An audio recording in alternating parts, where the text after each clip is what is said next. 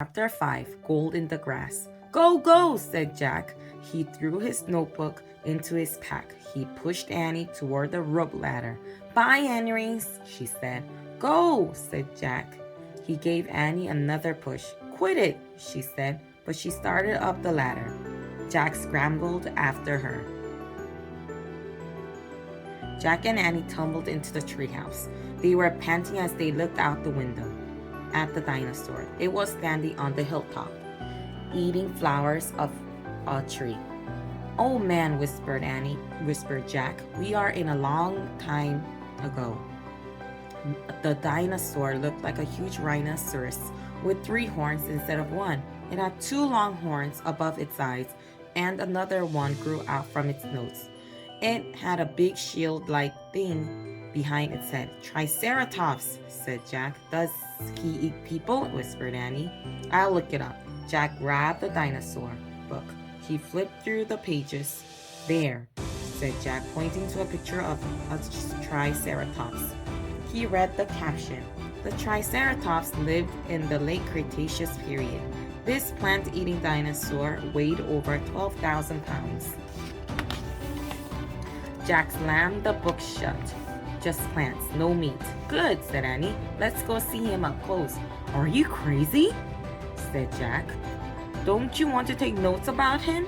Asked Annie. We're probably the first people in the whole world to ever see a real-life Triceratops.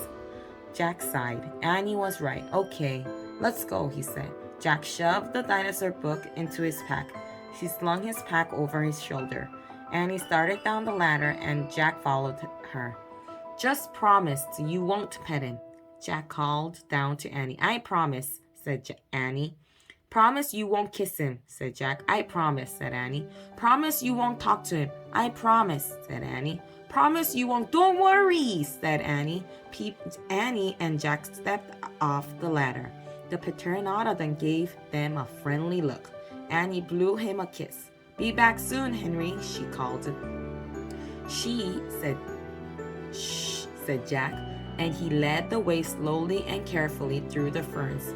When Jack and Annie reached the bottom of the hill, they knelt behind a bush. Annie started to speak, but Jack quickly put his finger to his lips. Then he and Annie picked out at the Triceratops. The dinosaur was bigger than a truck. He was eating the flowers of a magnolia tree. Jack slipped his notebook out of his pack. He wrote, Eat flowers. Annie nudged him. Jack ignored her. He studied the Triceratops again. He wrote, Eat slowly. Annie nudged him harder. Jack looked at her. Annie pointed to herself. She walked her fingers through the air. She pointed to the dinosaurs. She smiled. Is she teasing? Jack wondered. Annie waved at Jack. Jack started to grab her. She laughed and jumped away. She fell into the grass in full view of the Triceratops. Get back, whispered Jack. Too late. The big dinosaur had spotted Annie. He gazed down at her from the hilltop. Half of a magnolia flower was sticking out of his mouth. Oops, said Annie. Get back, Jack said again. He looks nice, Jack, Annie said. Nice? Watch out for his horns, Annie, said Jack. The Triceratops gazed calmly down at Annie. Then he turned and loped down the side of the hill. Bye, said Annie. She turned back to Jack.